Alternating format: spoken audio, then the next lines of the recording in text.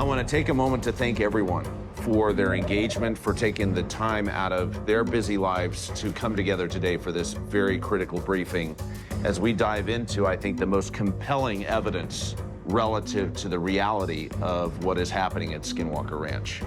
Jay, appreciate you pulling together a team of esteemed experts to help us better understand what we have documented at the ranch. I appreciate it. I think this is going to be a really good review because the folks we brought together, we're trying to get the experts in their field so that we can solve Skinwalker Ranch.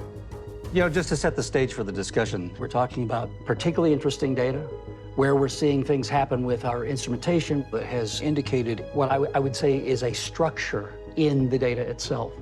We've been calling that the bubble. I've created a conceptual model of the bubble. Let me bring it up. This is derived from LiDAR data, from Pete Kelsey's terrestrial laser scanner. Wow. How big across and how far above the ranch? 610-meter radius. It's about 2,000 feet. Okay.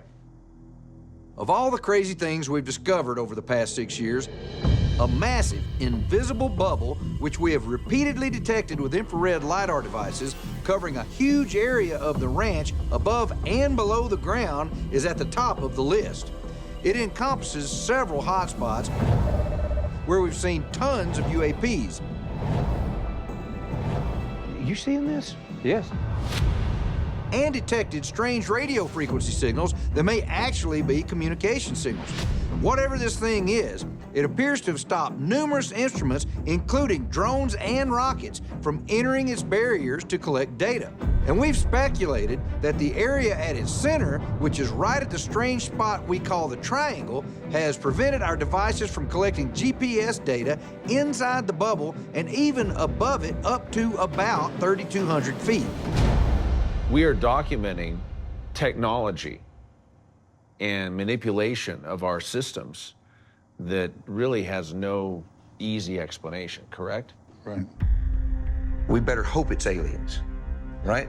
Because if it's our near peers, then they've got a capability that we don't have. These are serious questions. Yep. I mean, really serious. Even more reason why we need to do what we're doing. At the Mesa drill site, our drill ended up hitting a hard object that we didn't anticipate. I can actually bring up a visual of that ground-penetrating radar data. So if you look right at this picture that Eric's got up here, this is what the GPR data tells us is in the Mesa. We determined the best route would be, rather than trying to destroy the object that we're trying to study, it would be better to go up each side of it. As we continue those drilling exercises, we hit something that actually broke the drill in borehole 2. That's right. The drill rod hit something and they couldn't move forward. And they put like 15,000 pounds of pressure against it for 30 minutes and it didn't move. Frankly, we don't know what the heck it is that's turning this, see, this is a brand new drill bit, into this, or I should say, this. Wow, that thing is damaged. Take a look at these. The drillers have never seen anything like this. They said they'd never seen that, ever. Did anything interesting come out of the sludge of the drill when it was impacting that at that point? Yes, it did. We hired an archaeologist to set up professional sifting areas. And so he actually can tell us all about it. Chris? My name's Chris Roberts. I'm an archaeologist, local archaeologist in the Uinta Basin area. Right in the 472 mark, they had hit a really hard spot.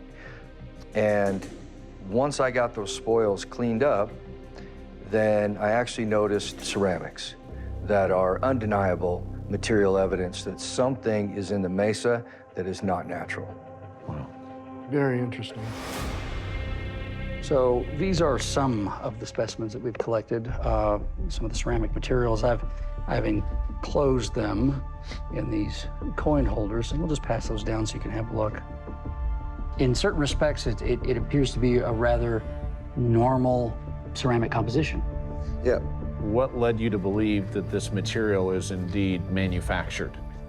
Well, when you measure the thickness, it's almost exact over the entire volume of the material, which suggests it was machined, molded, or pressed or something because it's very uniform. It's mind-blowing. Yes. We ran some other experiments which were even more surprising. We dropped the ceramic over a magnet after freezing it in liquid nitrogen, and it did hover like the Meissner effect. That suggests this could be a superconductor.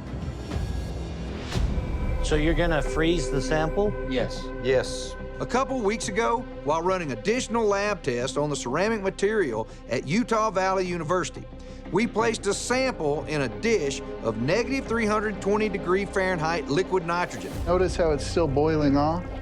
Now, a normal ceramic would have cooled down almost immediately, but this stuff wouldn't cool down at all, and the liquid nitrogen kept boiling for several minutes. It's still boiling away, man, look at that. We couldn't believe the heat capacity of this thing. Here we go.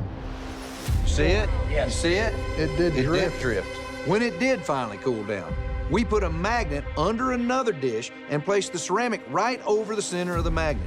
It literally pushed itself away, meaning it repelled the magnetic field. This is called the Meissner effect and suggests that these ceramics could be superconductors.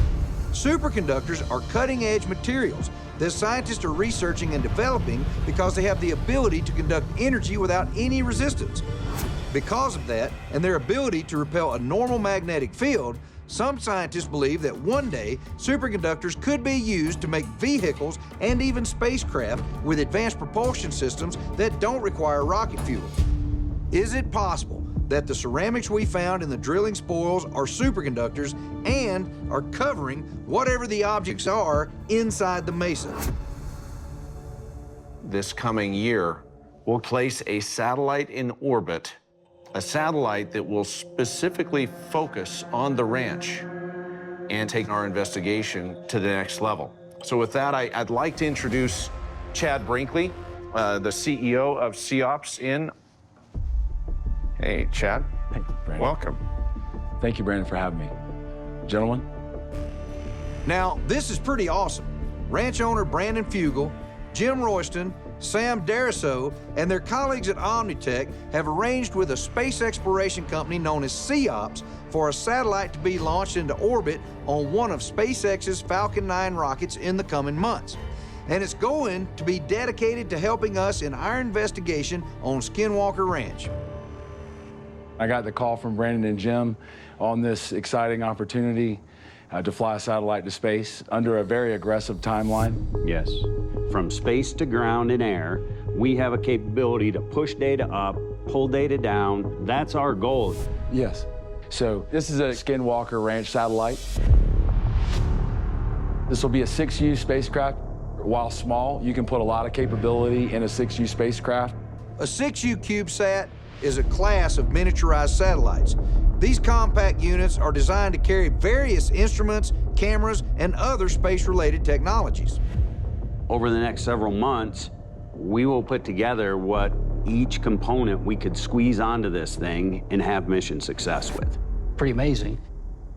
We've detected so many strange energy signals, anomalies, and even UAPs between 30 feet and 10,000 feet in the air. But using rockets, drones, and helicopters to try and pinpoint where they're coming from is very limiting. Having a 6U satellite in space that will pass over Skinwalker Ranch once every day will give our team incredible capabilities to search for the source of all the phenomena that we keep encountering on the ranch.